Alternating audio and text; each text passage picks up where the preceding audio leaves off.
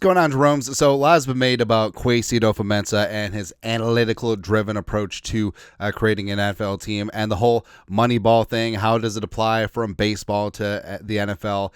One for one, it's not really a perfect explanation. But what the Vikings could and should do is just get that last just a little bit out of careers of some noted players, and they certainly can add value to a team, especially if the price is right, and especially if they are released from their contract. So if they're cut, remember, they do not count in the comp pick formula, and that is a major part of free agency, whether it's balancing whether you're the give and take of signing players and letting players go off of expiring contracts, cutting players that do not count in your favor in terms of the comp pick situation, but that is a part of the formula of value, that Kwesi is certainly going to be looking into. Something that the Patriots have been very good at throughout the years with Belichick, something that the Ravens were really good at with Ozzie Newsome, Eric DeCosta, and something that the Vikings need to get down with. Also, something that Spielman was aight with. I mean, Vikings were generally pretty good with comp picks, but the whole Kwesi ball thing, it's all about getting young superstar players on cheap contracts. That doesn't happen. Anyways, but drafting well, having guys perform well on the rookie deals is also a major part of that. But Kwesi cleared up a lot of cap, and we're going to spend in free agency this offseason.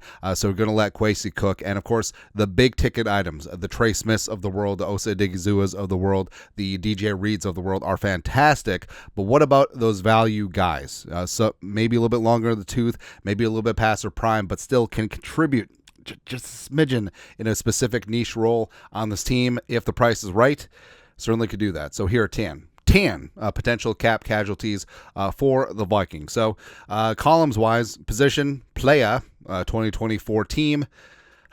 It's depressing that 2024 was last season.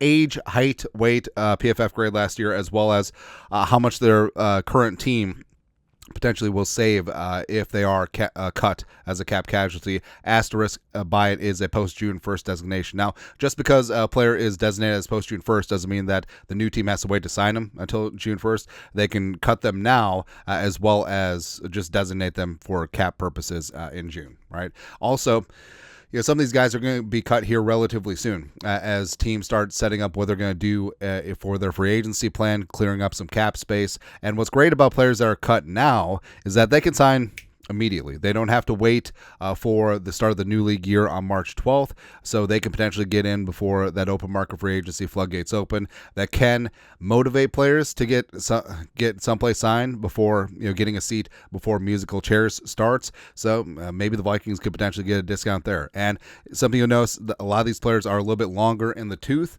And I know that's why people are going to boo it, but it's okay.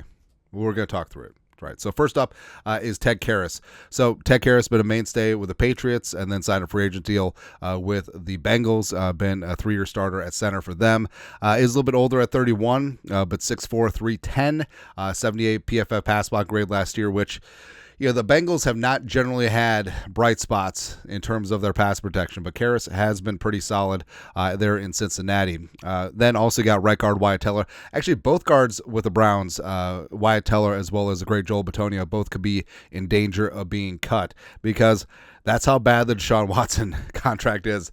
Completely hamstrung the Browns moving forward. But Teller, 30 years young, 6'4", 315, has been one of the more solid right guards in the league since he came in as a 5th-round pick out of Virginia Tech. Initially was with the Bills and traded to the Browns, and then that's where he's really come along. Like Teller and Bitonio for a couple years have been really damn good for Cleveland. And Teller is a 2-time All-Pro, 3-time Pro Bowler, just a mauler at right guard. And is he a little bit older? Yes. But in general, he's not going to break the bank. I think the market could be relatively cool on him if the Vikings do indeed try to reach out. Also, you got cornerback Jamel Dean, who's been with the Buccaneers for the last 6 seasons. Outside corner, 6 passes broken up, 1 interception, 82.6 quarterback rating when thrown out last year. Posted a 75.7 PFF grade. 6'1", 206. Really rock solid former Auburn Tiger cornerback on the outside who could do some good things with Flores' defense. And the Buccaneers will save $8.4 million in cap space if they do move on. Then you got Grady Jarrett. So there's some names on this list, man. Grady Jarrett is still one of my favorite defensive tackles. Like, he can get consistent pressure. He's short, 305, a short, stocky guy. I can relate. Yeah, 31, the former pride of Clemson.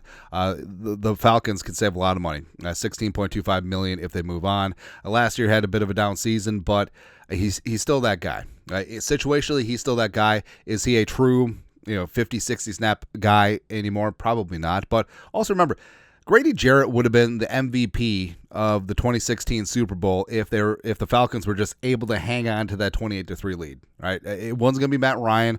Might have been Julio. Nah, but Grady Jarrett was just completely destroying that game. He was really fantastic. But two-time Pro Bowler, one-time All-Pro, and someone just who can consistently get his own pass rush, could play all over the defensive line, and he would be exceedingly cheap if and when the Falcons do let him go. Also, DJ Reader, who was with the Lions last year, signed a pretty decent free agent deal, but he's 30, 6'3", 335. And you remember, DJ Reader, who got injured when the Vikings played the Bengals in 2022, he was a problem. He was a major, major problem with the Bengals. 3 straight seasons in 2021 to 2023, 3 straight years of 30-plus pressures. So he's a guy that's going to compress the pocket, solid against the run, bring some size as well, and also he's going to be very, very cheap.